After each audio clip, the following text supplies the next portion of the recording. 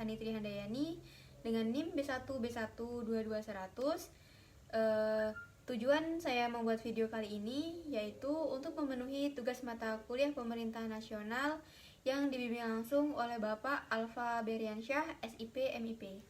Langsung saja, di sini saya akan menjelaskan tentang salah satu lembaga negara di Indonesia, yaitu Majelis Permusyawaratan Rakyat, atau yang biasa kita singkat yaitu MPR. Pastinya, nama lembaga ini tidak asing lagi di telinga kita. Nah, untuk lebih jelasnya lagi, maka dari itu, mari kita simak videonya.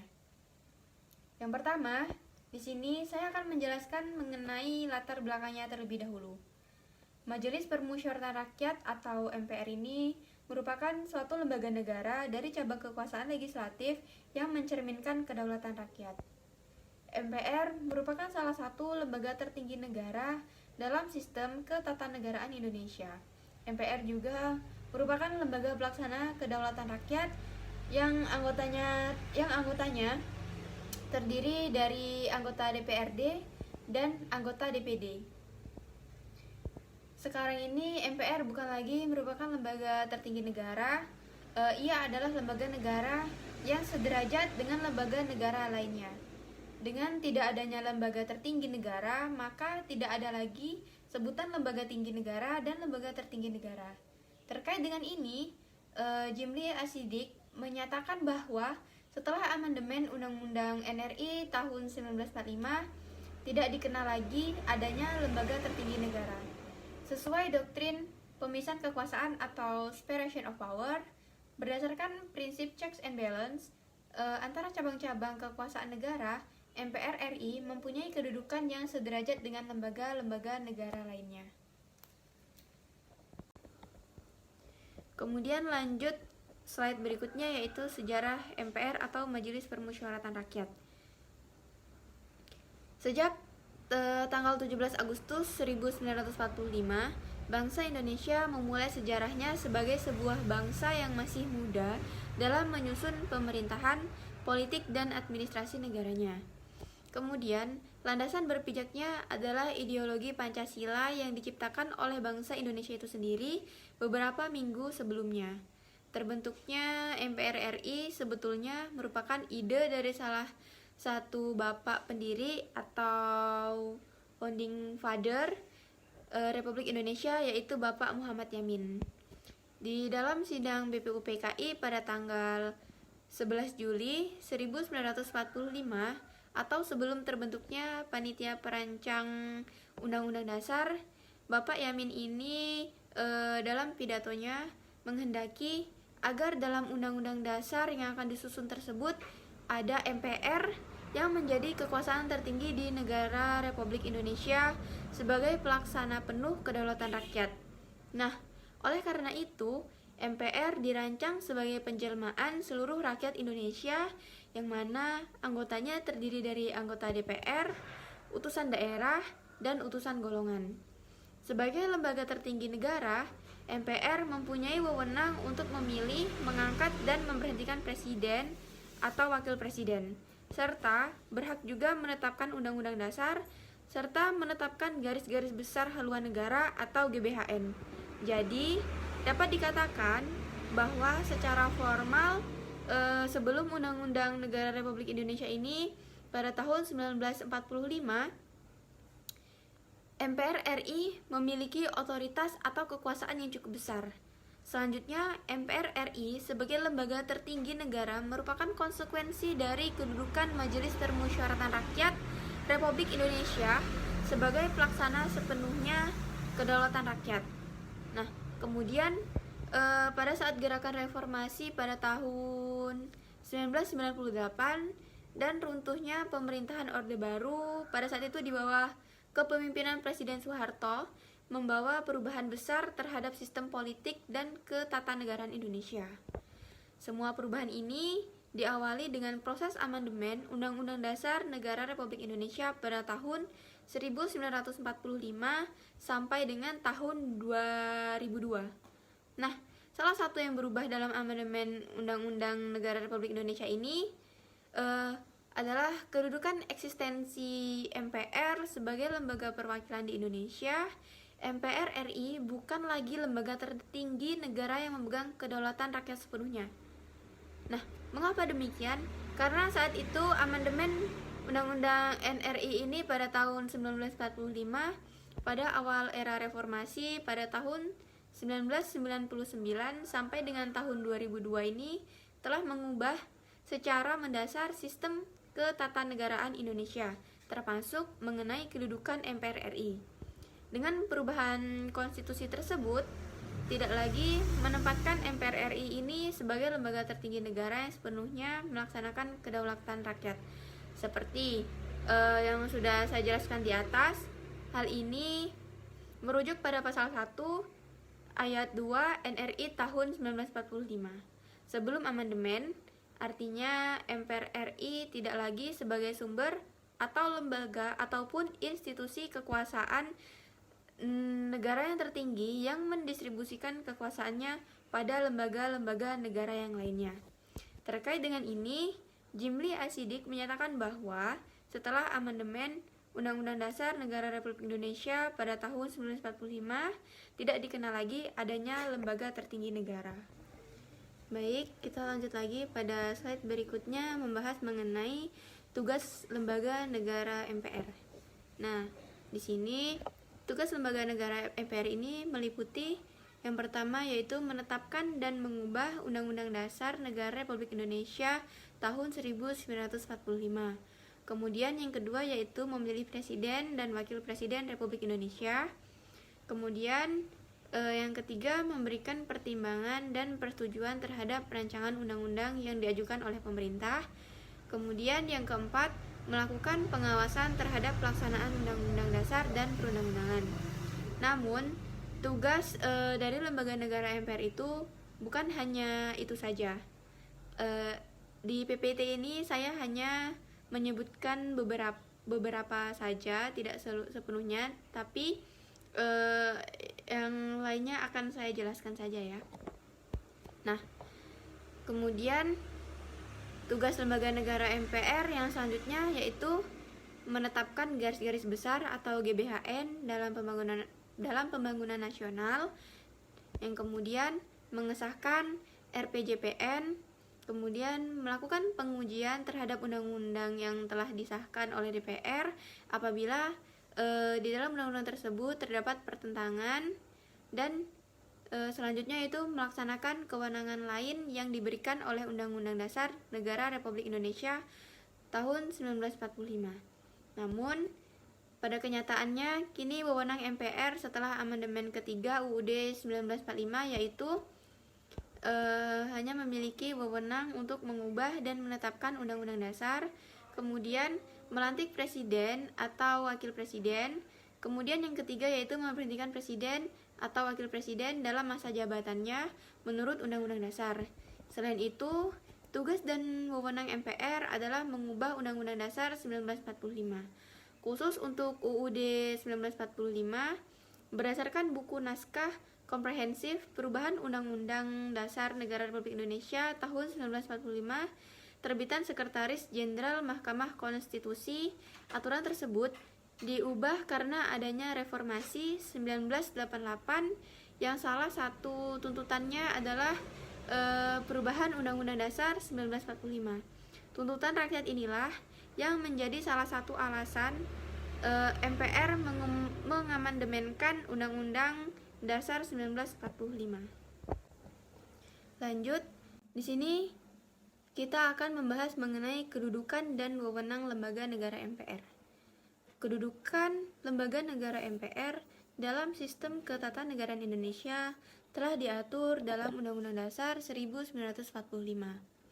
Pada pasal 3 ayat 1 Undang-Undang Dasar 1945 menyatakan bahwa ketetapan MPR terkait dengan hal-hal yang sangat pokok bagi kelangsungan hidup bangsa dan negara dapat dijadikan dasar penyelenggaraan negara. Di sini saya akan sedikit menjelaskan mengenai kedudukan dan wewenang lembaga negara MPR. MPR sendiri memiliki peran penting dalam sistem ketatanegaraan Indonesia. Mengapa demikian? Karena MPR sendiri berwenang memberikan pertimbangan kepada Presiden terkait kebijakan umum pemerintah, memberikan persetujuan terhadap perubahan Undang-Undang 1945, dan membahas dan juga menetapkan GBHN. Selain itu, MPR juga memiliki kewenangan untuk memilih presiden dan wakil presiden serta memberikan saran dan pertimbangan kepada presiden dalam hal pengangkatan hakim agung dan anggota badan pemeriksa keuangan. Lebih lanjutnya, MPR juga dapat membentuk panitia khusus untuk menangani suatu masalah-masalah tertentu yang mana masalah tersebut dianggap penting bagi negara. Dalam hal ini, MPR juga berfungsi sebagai lembaga negara yang memiliki kedudukan yang sangat strategis dan berpengaruh dalam sistem ketatanegaraan Indonesia, serta memiliki peran penting dalam menjaga stabilitas politik dan keamanan negara. Namun, MPR dapat memberikan masukan dalam pembuatan produk hukum melalui fungsi pengawasannya.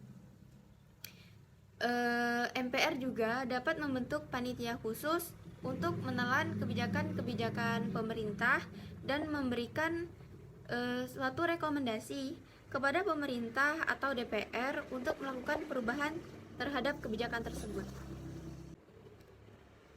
Kemudian lanjut ke slide berikutnya, kita akan membahas mengenai sidang lembaga negara MPR.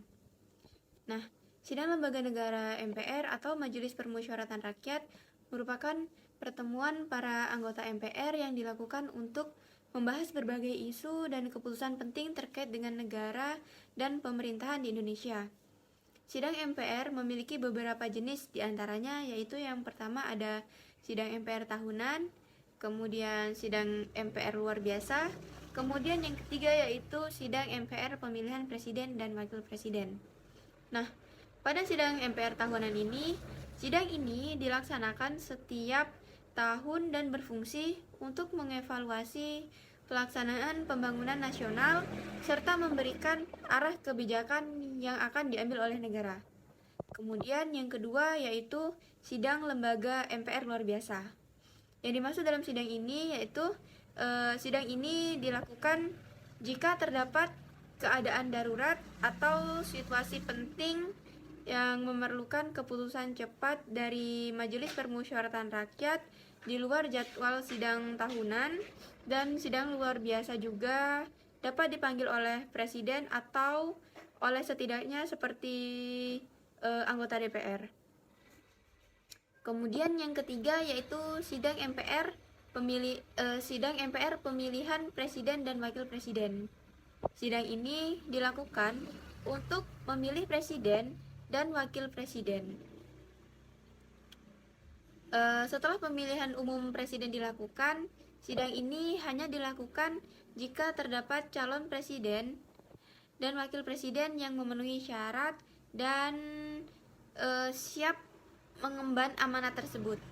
Dalam sidang-sidang tersebut, anggota MPR yang terdiri dari anggota DPR dan anggota DPD akan berdiskusi dan saling memberikan pandangan serta mengambil keputusan melalui musyawarah dan mufakat, yang mana keputusan yang dihasilkan dari sidang MPR ini memiliki pengaruh yang signifikan terhadap pembangunan dan kebijakan negara Indonesia. Di slide berikut ini kita akan membahas kelengkapan MPR. Nah, alat kelengkapan MPR terdiri dari pimpinan MPRI, Badan Sosialisasi, Badan Pengkajian, dan Badan Penganggaran. Di dalam pimpinan MPRI saat ini MPR diketuai oleh Bapak Bambang Susatyo dan wakilnya Ahmad Basaroh serta anggota-anggota lainnya, yang masih banyak lagi ya pastinya. Kemudian keanggotaan MPR itu terdiri atas anggota DPR ditambah lagi dengan utusan daerah dan utusan golongan, sehingga seluruh rakyat, seluruh golongan, dan seluruh daerah mempunyai wakil dalam MPR, dan MPR betul-betul merupakan penjelmaan rakyat. Jumlah anggota MPR adalah 700 orang, yang mana dengan rinciannya yaitu anggota DPR sebanyak 500 orang, kemudian utusan daerah sebanyak 135 orang, kemudian Anggota DPR sebanyak 500 orang, dan utusan daerah sebanyak 135 orang, yang mana 5 orang lainnya yaitu diambil dari setiap daerah tingkat. Kemudian utusan golongan sebanyak 65 orang. Kemudian selanjutnya yaitu badan sosialisasi. Badan sosialisasi adalah alat kelengkapan MPR yang bertugas menyosialisasikan Pancasila, Undang-Undang Dasar Negara Republik Indonesia pada tahun 1945, Negara Kesatuan Republik Indonesia dan Bhinneka Tunggal Ika, serta ketetapan MPR. Jumlah anggota badan sosialisasi paling banyak yaitu 45 orang yang berasal dari anggota MPR. Kemudian disusun secara proporsional dari setiap fraksi dan kelompok DPD dan diusulkan oleh setiap fraksi dan kelompok DPD. Kemudian selanjutnya yaitu badan pengkajian. Nah, badan pengkajian merupakan suatu alat kelengkapan MPR yang dibentuk oleh MPR itu sendiri.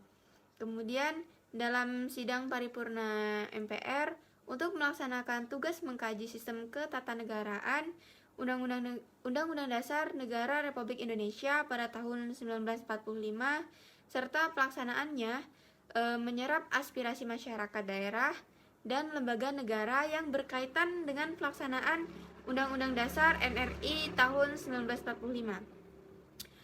Kemudian merumuskan pokok-pokok pikiran tentang rekomendasi MPR yang berkaitan dengan dinamika masyarakat, serta meninjau dan mengevaluasi pelaksanaan ketetapan MPR RI nomor 1 MPR tahun 2003 tentang peninjauan materi dan status hukum ketetapan MPRS dan ketetapan MPR RI pada tahun 1960 sampai dengan tahun 2002, khususnya pasal 4. Kemudian jumlah anggota pengkajian paling banyak yaitu 45 orang yang berasal dari anggota MPR yang disusun secara proporsional dari setiap fraksi dan kelompok DPD dan diusulkan oleh setiap fraksi dan kelompok DPD. Kemudian selanjutnya yaitu badan penganggaran. Badan penganggaran merupakan alat kelengkapan MPR yang dibentuk oleh MPR dalam sidang paripurna MPR untuk melaksanakan tugas merencanakan arah kebijakan umum, anggaran untuk tiap 1 tahun, menyusun program kegiatan anggaran MPR, serta melakukan evaluasi terhadap pelaksanaan anggaran, serta menyusun standar biaya khusus anggaran program dari kegiatan MPR itu sendiri. Kemudian selanjutnya yaitu produk hukum yang dihasilkan lembaga negara MPR. Di antaranya yaitu Undang-Undang Dasar Negara Republik Indonesia tahun 1945, dan yang kedua yaitu ada ketetapan MPR, dan yang ketiga yaitu rekomendasi dan pertimbangan. Nah, Undang-Undang Dasar Negara Republik Indonesia tahun 1945, MPR memiliki wewenang untuk menetapkan dan mengubah Undang-Undang Dasar Negara Republik Indonesia, serta Undang-Undang Dasar merupakan konstitusi negara yang menjadi landasan hukum tertinggi di Indonesia. Kemudian yang kedua yaitu ketetapan MPR. Nah, ketetapan MPR merupakan keputusan yang dihasilkan oleh MPR dan memiliki kekuatan hukum yang mengikat, yang mana ketetapan MPR bisa berupa penetapan GBHN atau garis-garis besar haluan negara, atau juga keputusan penting lainnya yang menyangkut pembangunan nasional. Kemudian yang ketiga yaitu rekomendasi dan pertimbangan. MPR juga menghasilkan rekomendasi dan juga pertimbangan terkait kebijakan, program, serta rekomendasi dan serta masalah yang diperlukan untuk membangun dan kepentingan nasional. Meskipun tidak memiliki kekuatan hukum mengikat, rekomendasi dan pertimbangan MPR ini memiliki pengaruh yang signifikan terhadap kebijakan pemerintah. Selain itu juga, MPR memiliki peran dalam proses pemilihan presiden dan wakil presiden Republik Indonesia. MPR melalui sidang khususnya menghasilkan keputusan pemilihan presiden dan wakil presiden yang menjadi dasar hukum untuk penugasan kepemimpinan negara. Produk-produk hukum tersebut menjadi pijakan dalam menjalankan sistem pemerintahan dan pembangunan nasional di Indonesia. Jadi, kesimpulannya, Majelis Permusyawaratan Rakyat Republik Indonesia atau yang biasa disingkat sebagai MPR RI merupakan lembaga negara dari cabang kekuasaan legislatif yang mencerminkan kedaulatan rakyat. Sekarang ini, MPR bukan lagi merupakan lembaga tertinggi negara, melainkan melalui peran dan tugas-tugasnya, MPR berperan dalam menjaga stabilitas dan keberlanjutan pemerintahan serta memberikan pandangan, pertimbangan, dan arah kebijakan penting dalam pembangunan. Sekarang ini, mengapa MPR bukan lagi merupakan lembaga tertinggi negara?